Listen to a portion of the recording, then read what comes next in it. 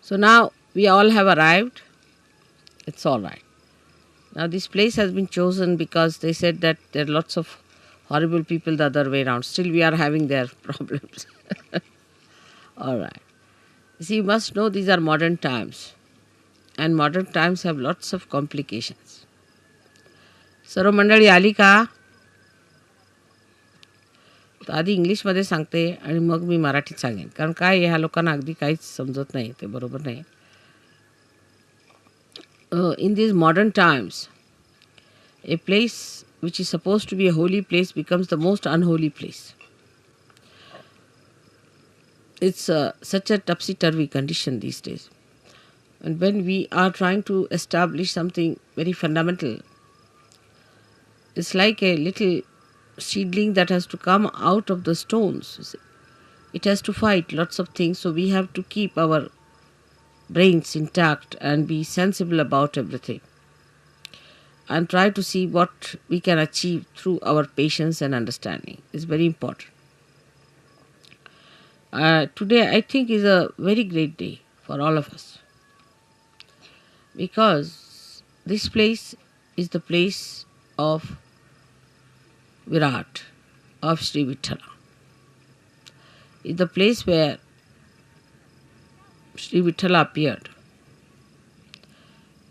to a devoted son. And when he asked him that you better stand on a break, he stood there. And they say that they stood there waiting. Some people say that the statues that we see came out of the Mother Earth on this sand. And that's what Pundarikaksh carried, saying that these are the ones who came to see me and my parents. I was busy with them. So they are standing on the same brick which I threw.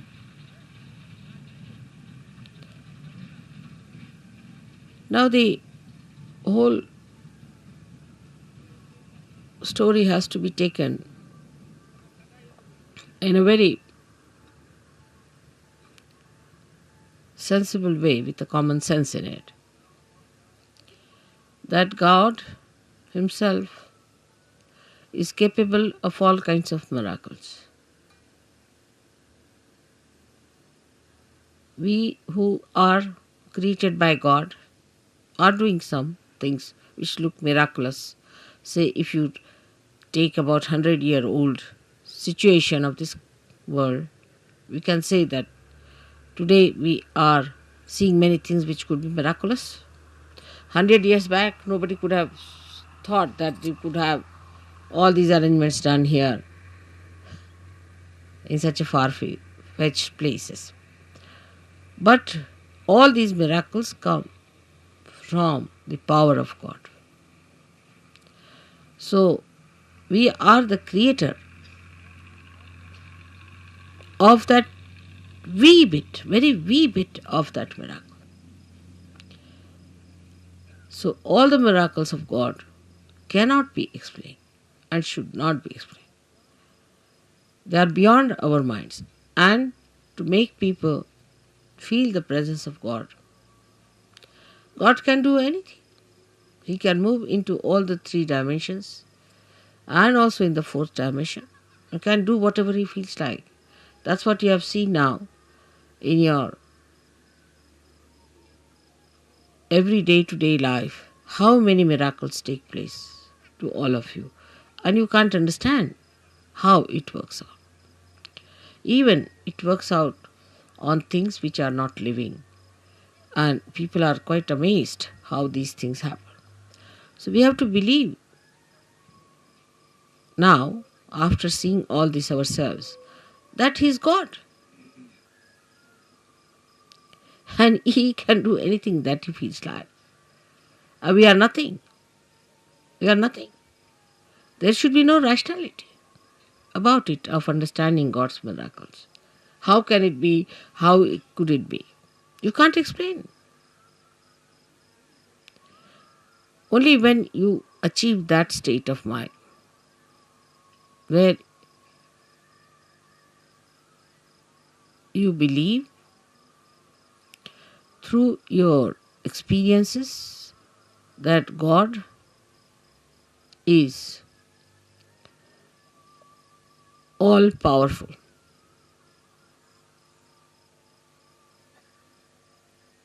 It's very difficult. This concept is very difficult because we are limited people. We have limited powers. We cannot understand how God could be all powerful because we haven't got the capacity. So, this God, who is our creator, who is our preserver, the one who desired that we should exist, who is our existence itself, is an all powerful God. All powerful. He can do whatever He likes with you. He can create another world. He can destroy this world. It's only if He has to desire.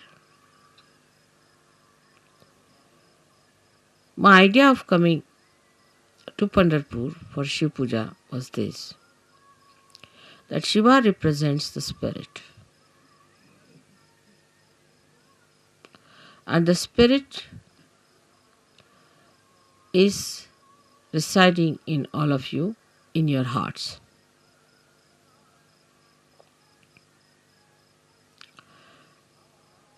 The seat of Sadashiva is on top of your head, but is reflected in your heart. Now your brain is the Vittala.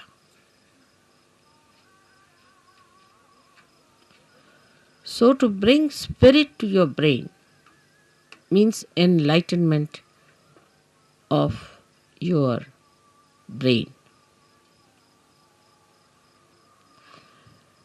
Enlightenment of your brain means the limited capacity of your brain has to become unlimited in its capacity to realize God. I will not use the word understand, but to realize God. How powerful He is, how miraculous He is, how great He is. The another is that the brain of man can create, of course, out of the dead. But when the spirit comes into brain, then you create living things, living work of Kundalini. Even the dead start behaving like living because you touch the spirit in the dead. Like the nucleus inside every atom or a molecule has the spirit of that molecule. And if you become your spirit, we can say the brain of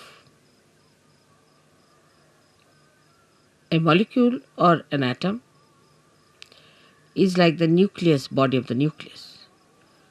But the one that controls the nucleus is the spirit that resides within the nucleus.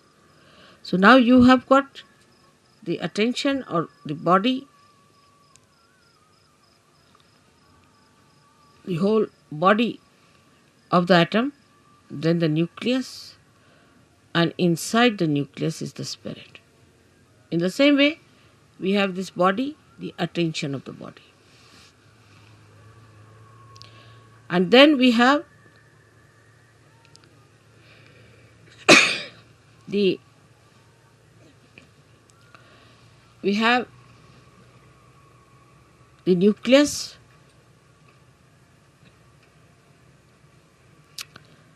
is the brain, and the spirit is in the heart.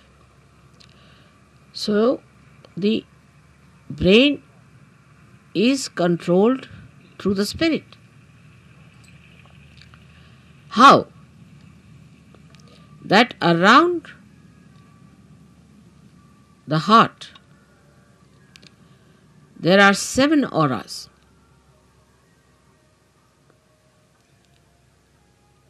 which can be multiplied into any number. 7 raised to power 1600,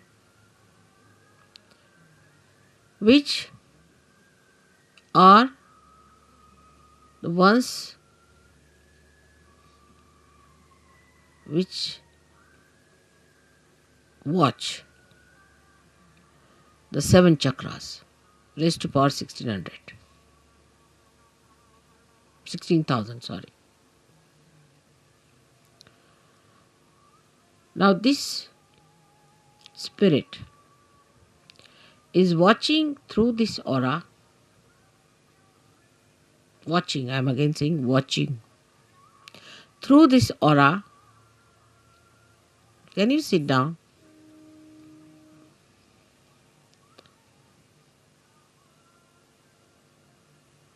Can you sit down? I think would be better.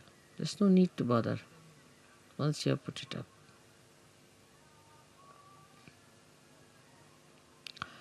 This aura is watching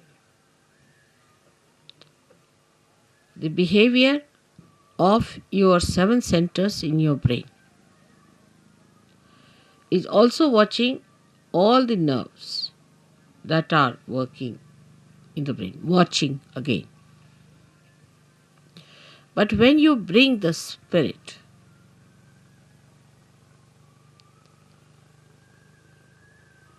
into your brain, then you go 2 steps ahead. Because when your Kundalini rises, she touches the Sadashiva, and Sadashiva informs the spirit. Informs in the sense reflects in the spirit. So that's the first state where the watching auras start communicating to your different chakras in the brain and integrating it. But when you bring your spirit to your brain, this is the second state. Then you really become self-realized in the full way. In the full way. Because then yourself, that is the spirit, becomes your brain. Action is very dynamic. It opens then the 5th dimension in the human being. First, when you become realized, collectively conscious, and start raising the Kundalini, you cross the 4th dimension. But when your spirit comes into your brain, then you become the 5th dimension, means you become the doer.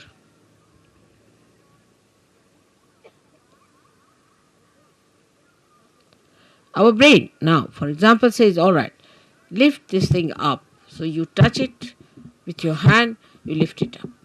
You are the doer. But when the brain becomes the spirit is the doer. And when spirit is the doer,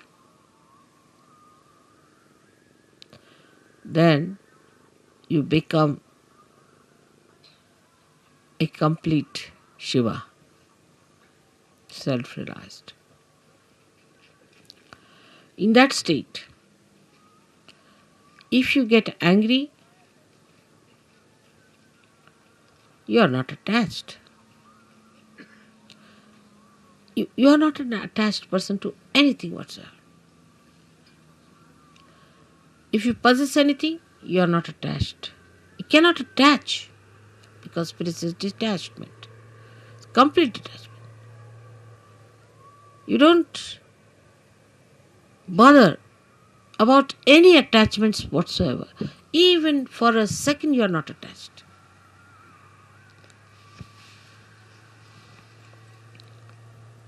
Now, I would say to understand the detachment of spirit, we should study ourselves very well, clearly. How are we attached?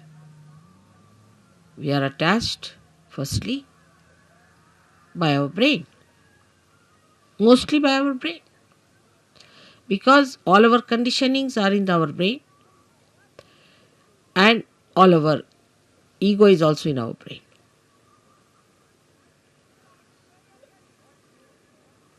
So, all emotional attachments are through our brain, and all our egoistical attachments also are through our brain. That's why it is said that after realization one must try to practice the Shiva Tattva by practicing detachment. जरा मला शाल दे. तसं शिवाची फार थंड असणार सगळं. Now, how do you practice this detachment? सगळ्यांना English समजता आहे ना थोडं थोडं? Because we get attached to something, of course through our brain, but through our attention. So we try to do what we call Chitta Nirodh, is to control your attention. Where is it going? In the practice of Sahaja Yoga, if you have to rise higher, you have to improve your own instrument and not the instrument of others. This is one thing one should know. For definite. Now you just watch your attention, where is it going? Watch yourself. As soon as you start watching yourself, your attention, you will become more identified with your spirit. Because if you have to watch your attention, you have to be your spirit. Otherwise, how will you watch it? So now see, where is your attention going? First, the attachment is in all gross ways to your body. So we see Shiva, there is no attachment to his body. He sleeps anywhere. He goes to the cemeteries and he sleeps there. Because he's not attached, he can never be caught up by any booths or anything, nothing of the kind. He's detached.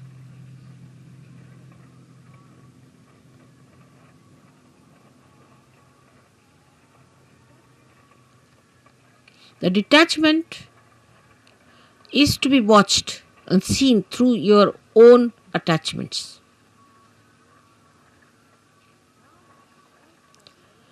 Now, because you are realized souls, not yet, the spirit has not come into your brain, of course, but still you are realized souls. So, what you can do is at least to watch your attention, you can do that. You can watch your attention very clearly by seeing where your attention is going.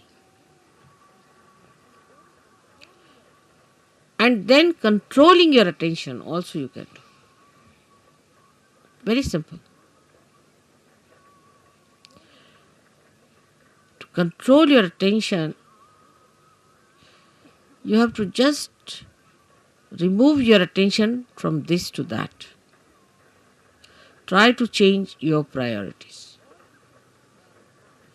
All this has to be done now, after realization, a complete detachment. So the body demands comfort.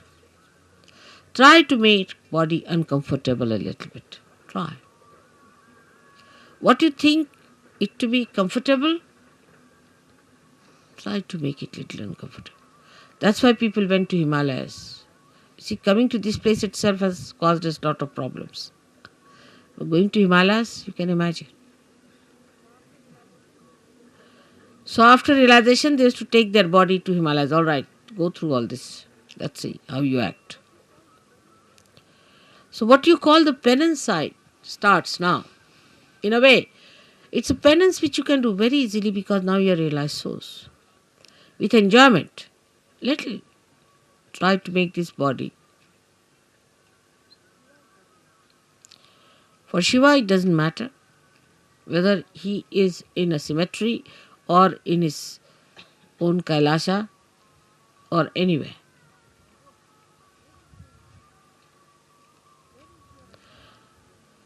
Where is your attention is, you see. That your human attention is hopelessly bad. Very entangled nonsense it is. We did this because of this. There's an explanation. Or others have to give an explanation. No explanation is needed to be given or to be accepted or to be asked for. No explanation. To exist without explanation is the best way. In a simple Hindi language, jaise rakhahu taise hi rahu. Whichever way you keep me, I'll remain in that state. And I'll enjoy. Further in this poem, Kabira says, if you make me go on an elephant, means the royal conveyance, I'll go. If you make me walk, I'll walk. Jaise rakhahu taise hi rahu. So no reaction on that point. No reaction. First no explanation, no reaction.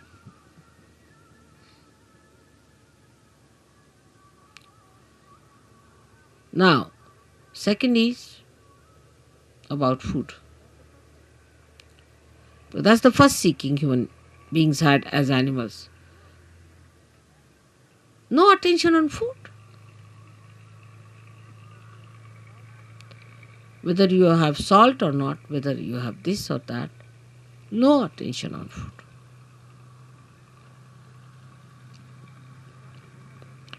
Actually, you should not remember what you ate this morning.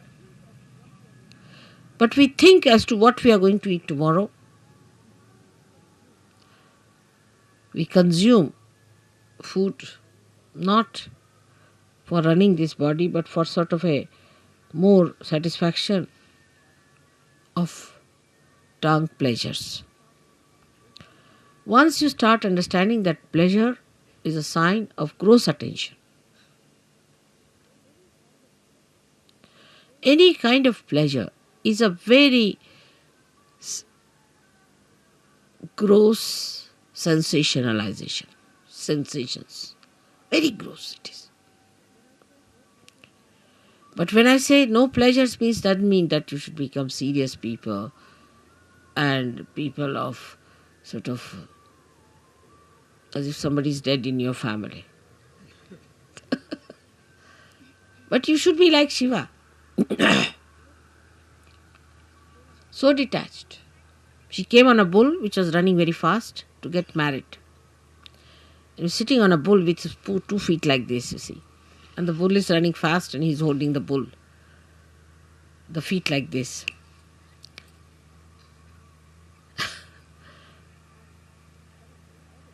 And he's coming for his wedding.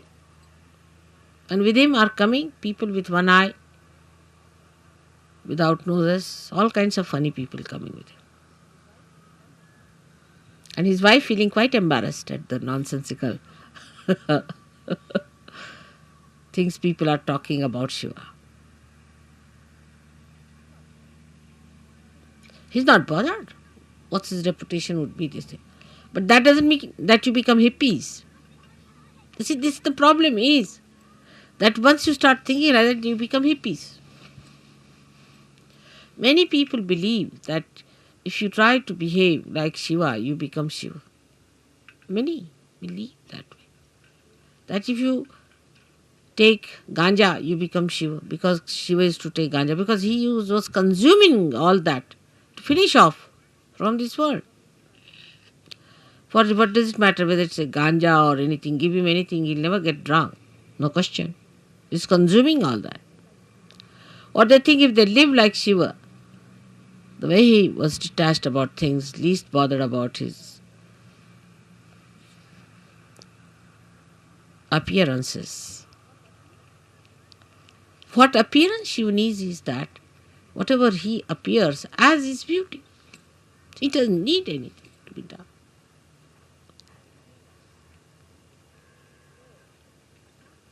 So, attachment to anything is ugliness. It's ugliness. It's nonsense. But you can dress up whatever way you like. Or even if you are in the most ordinary dress, you look the most magnificent person.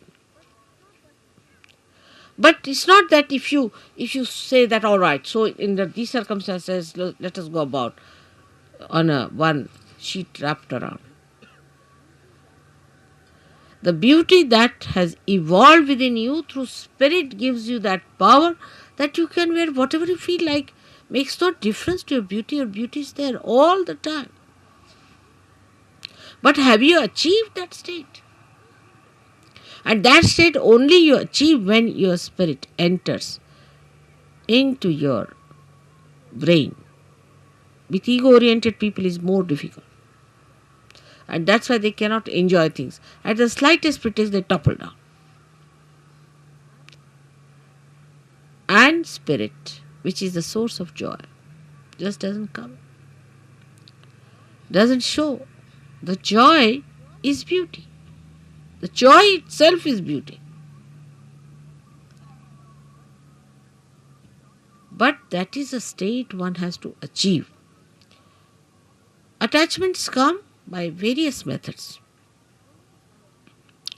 If you go a little ahead with it,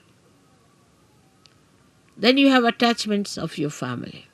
What will happen to my child? What will happen to my husband? What will happen to my mother, to my wife? This, that nonsense. Who is your father and who is your mother?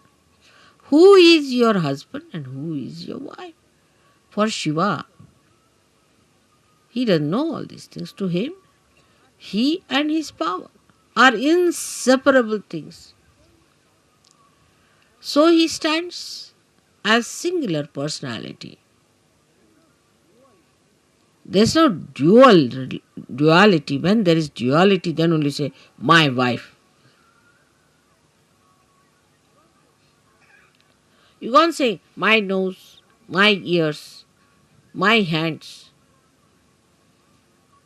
my. Go deep down. Till you say my, there is some duality.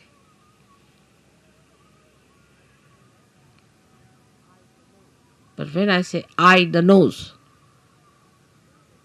then there is no duality. Shiva the Shakti, Shakti the Shiva, there is no duality. But we live throughout on our duality, and because of that there is an attachment. If there is no duality, what is the attachment? If you are the light and you are the lamp, then where is the duality?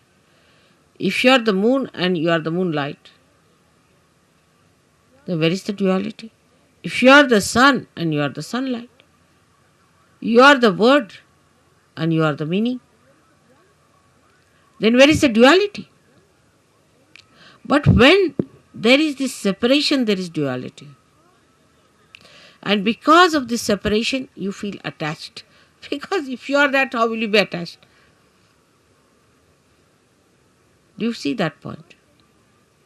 Because there is a difference and a distance between you and yours. That's why you get attached to it. But it's me. Who is the other? This whole universe is me. Who is the other? Everything is me. Who is the other? But it's not that it's a brain wave or an ego brain wave.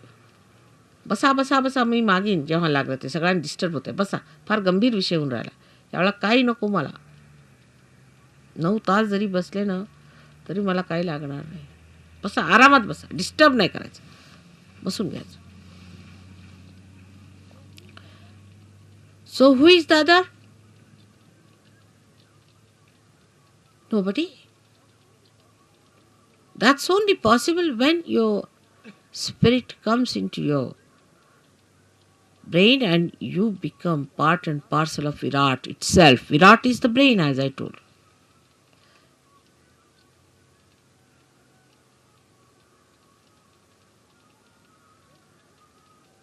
Then everything that you do, when you show your temper, when you show your affection, when you show your compassion, anything, is the spirit that is expressing. Because brain has lost its identity, the so-called limited brain. It has become the unlimited spirit. I do not know. I really do not know how to give an analogy to a thing like that. But what we can do is to understand it. That if a color is dropped in the ocean,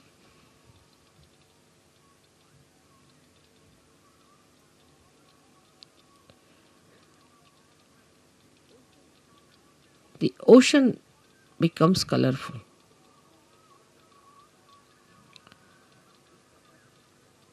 Is not possible.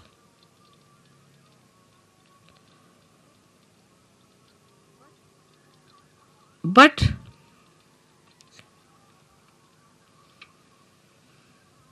rather, try to understand. If a little color, limited color, is dropped into the ocean, the color loses its identity completely. Think of the other way around. If the ocean is colored and is poured into atmosphere or onto any part, any little wee bit, or onto any spot, onto any atom or anything, it all becomes colorful. So the spirit is like the ocean which has the light in it. And when this ocean pours into the little cup of your brain, the cup loses its identity and everything becomes spiritual. Everything. You can make everything spiritual. Everything. You touch anything is spiritual. The sand becomes spiritual. The land becomes spiritual. Atmosphere becomes spiritual. Celestial bodies become spiritual. Everything becomes spiritual. So is the ocean that is the spirit, while your brain is limited. So the detachment from your limited brain has to be brought in. All limitations of brain should be broken so that when this ocean fills that brain, it should break that little cup. And every bit of that cup should become colorful. The whole atmosphere, everything, whatever you locate should be colorful. Color of the spirit. is the light of the Spirit. And this light of the Spirit acts, works, thinks, coordinates, does everything. This is the reason today I decided to bring Shiva Tattva to the brain. The first procedure is to take your brain towards the Shiva Tattva by telling it, see, where are you going, Mr. Brain? You're putting attention to this, you're putting attention to that. Getting involved now, detach. Become the brain yourself, only the brain. Detach. And then take this detached brain, completely filled with the color of the Spirit. It will automatically happen. As long as you will have these limitations to your attention, it will not happen. So one has to really deliberately do this tapasya. Every individual. I'm with you. So you don't need any puja that way. But that state has to be achieved. And for achieving that state, you need the puja. I hope so many of you will become the Shiva Tattvas in my lifetime.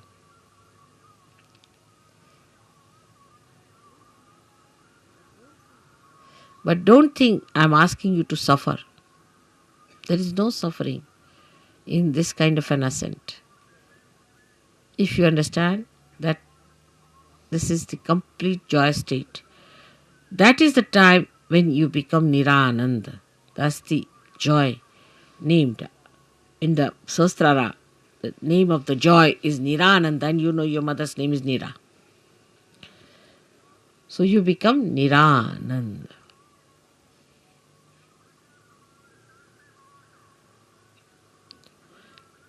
So today's worship of Shiva has a special meaning. I hope whatever we do in the outward way, in a gross way, happens also in the subtler way. I'm trying to push your spirits into your brains, but I find it rather sometimes difficult because your attention is still involved. Try to detach yourself. Temper, lust, greed, everything. Try to reduce. Like in food, I told today, Warren, ask them to eat less, not like gluttonous people. You see, once in a while, on a day of big banquet or anything, you eat more, but you can't eat every time like that. It's not a sign of Sahaja. Try to control. Try to control your speech.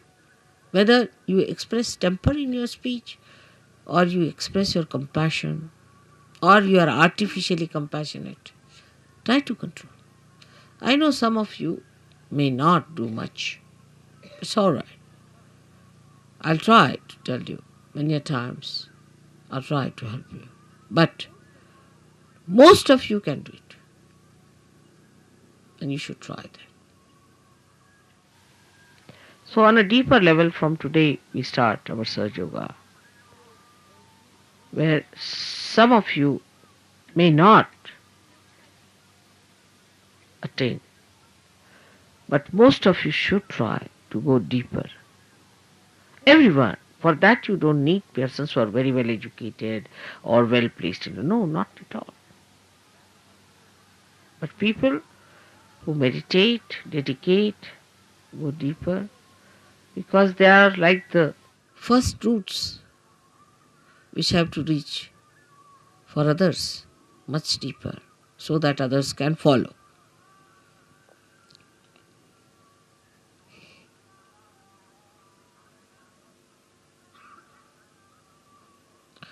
Now for today's puja, we'll have a very short Ganesh Atharvashesh. Just a not washing my feet or anything much on it, but is a saying of Atharvashisha. And you can put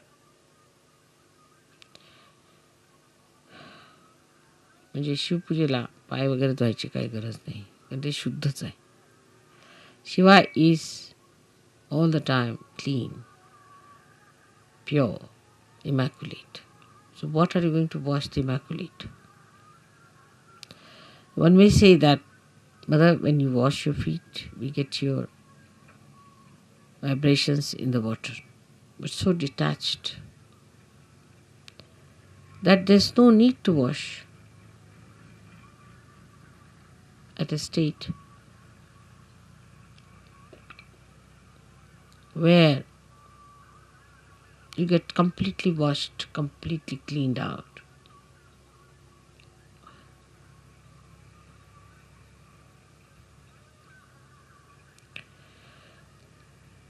Then we'll have a Devi Pujan, because Gauri, who is virgin, is to be worshipped. So we'll say the 108 names of the Virgin. Then we'll do the Shiv Puja.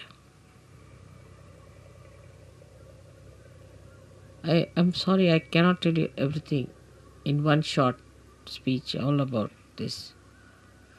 But detachment must start expressing itself in your realization. Detachment. What is surrendering is nothing. Because when you are detached, you are surrendered. Automatically. When you are holding on to other things, you are not surrendered. That's all. What is there to surrender me? I am such a detached person, I don't understand all that. What am I to get out of you? I am so detached. Nothing.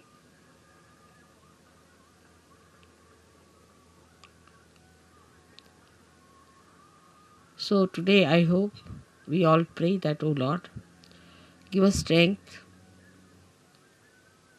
and that source of attraction by which we give up all other attractions of all the pleasures of joy, of ego, of everything that we think of. But we should fall into the pure joy form of the Shiva Tattva. Absolutely. I hope I have been able to explain to you why I am here today and why today is a very big day.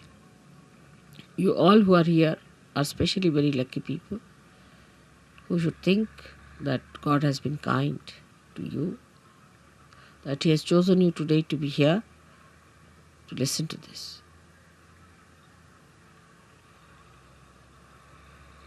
And then once you get detached, you'll start feeling responsible. Abhiyukt, responsible. But the responsibility, not giving ego, but responsibility which is executing by itself, which is expressing by itself, manifesting by itself.